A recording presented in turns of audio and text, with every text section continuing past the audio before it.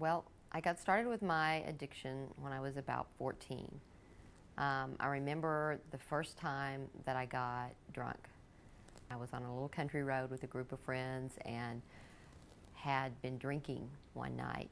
And all I really remember about that is I started drinking around 8 o'clock at night, and I came to about midnight laying in the floor at my mom and dad's house with my little 4-year-old sister kicking me in the head saying, "Are you dead? Please don't be dead." And I remember waking up, coming to with her kicking me in the head. I was sick. I was sick in my stomach. I crawled to the bathroom, spent the rest of the night in the bathroom throwing up. And the next day thinking, man, that was fun. I'm going to have to do that again. And that's how my addiction started. And to me, that's what addiction is like. It's insanity. It makes no sense. And you can't wait to do it again. And for the next, well, for just years and years after that, I did everything I could do to try every drug I could try, to drink everything I could find to drink. And nothing ever made sense, but I just kept doing it. No matter what the consequences, no matter what the outcome, no matter who I hurt, no matter what I lost, I couldn't get enough. By the time I was 17 years old, I was a full-fledged drug addict using IV needles, shooting heroin, morphine, anything I could get to break down into a liquid that I could shoot, smoking dope, drinking whiskey. And at 17 years old, my father found my drugs, confronted me with them, and my solution was to run away from home. So I ran away from this little teeny town out in the middle of nowhere to a huge city about 500 miles away, and spent the next 4 or 5 months living in this huge city. I was actually only 16 when I ran away, and horrible things happen to young girls when they're 16 years old and they run away to the big city. And I had some pretty horrible things happen to me. And at 17 years old, I turned 17 when I was living there, and I'd run away with a girlfriend. And one night, after we'd lived there a few years, she got really sick from a gangrene infection that she'd gotten in her arm. And I had been hallucinating nonstop for days and days and days. Hadn't slept for a long time, rarely ate, was shooting a lot of drugs. And she got delirious one night from this infection. And she'd get really cold, and then she'd get really hot, and she'd have a fever, and she'd sweat, and then she'd be ice cold, and she was saying all kinds of strange things, and I was hallucinating.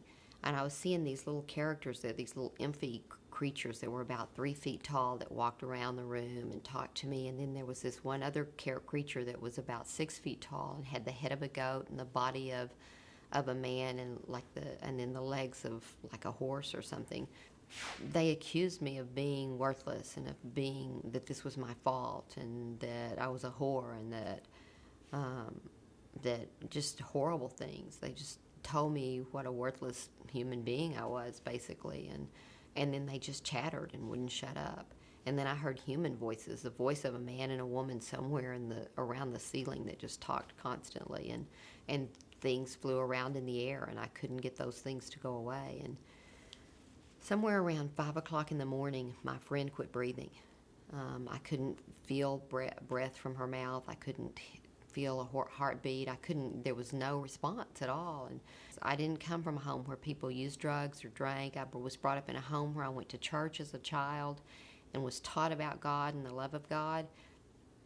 And at 5 o'clock in the morning, when my friend quit breathing, I fell to my knees and I cried out to a God that I had been taught about as a child. And I said, "Please, God, if you're there, help my friend. Please don't let my friend die."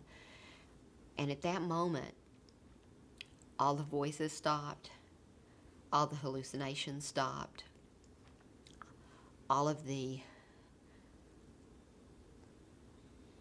insanity stopped, and my friend started to breathe.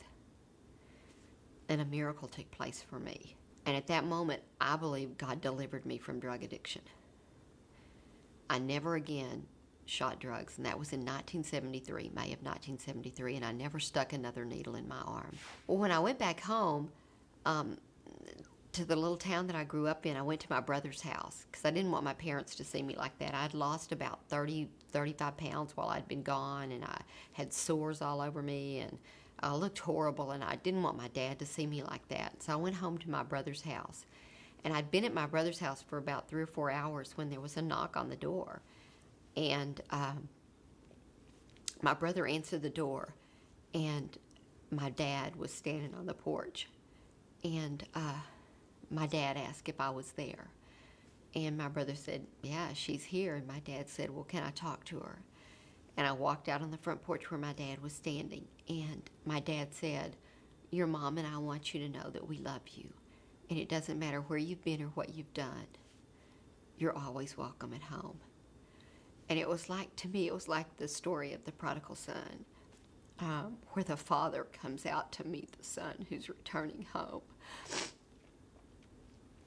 I don't know how my dad knew that I was home. I didn't know how my dad knew that I was home. I didn't know how he found out that I was there.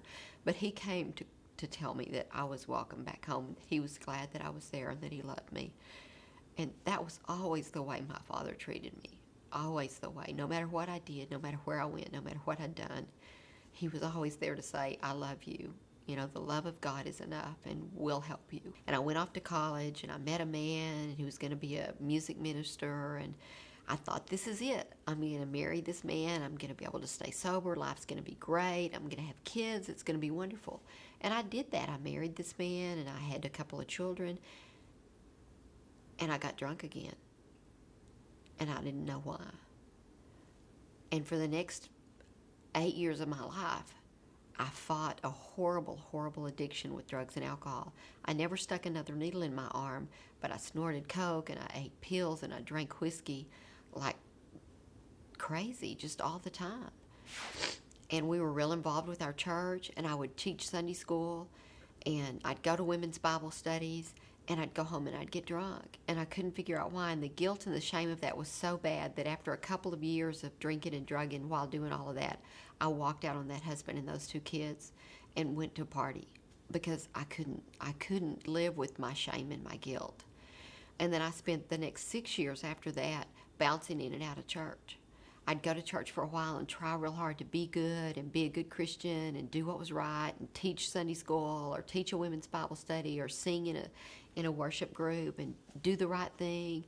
And I'd be able to stay sober for a week or 2 or a month or 2, and then I'd be drinking and drugging again. And I couldn't understand what was going on and why I couldn't stay sober. And I couldn't tell anybody what I was doing because I was so ashamed of what I was doing and so afraid that I would be judged. And I'd try, and I'd pray real hard, and I'd try real hard, and I'd try to dress right and act right and be right, and I couldn't do it. And I'd beg God, I'd pray and ask God, please take this away from me. Please make me a different person. I don't want to be the person that I am. And I'd end up doing it over and over again. But there's nothing like another group of people who have the same addiction that you have or the same problem that you have, who can understand where you've been and what you've done, who can hold your hand and walk through it with you when you're trying to get sober or when you're trying to get clean. You know, I had a lot of issues. I had a lot of addictions. I had an eating disorder for 17 years. I was bulimic. I was anorexic. I couldn't quit doing that. And I used the steps in the program and the honesty with another woman in the program to get through that issue too. And if I hadn't had people who had been through addiction and had the ability to hold my hand through that and help me through that, there's no way I ever would have been able to get clean and sober and stay clean and sober. I stayed sober in Alcoholics Anonymous for 5.5 years, and my life got really good. I got a wonderful job. I was traveling around the country. I got really busy. I was making great money. I got a lot of self-respect back. My children that I had abandoned when they were young came back to live with me, and everything in my world was going wonderfully. And I quit going to AA, and I got really busy, and I quit saying my morning prayers, and I quit doing my morning meditation, and I quit doing the things I needed to do to stay sober. And one day I picked up a drink, and I drank for 2 solid years. And I think that's a real important part of my story, because I think it's really important for people to know that even if you get sober and stay sober for a long time, if you quit doing the things that work, you'll drink again.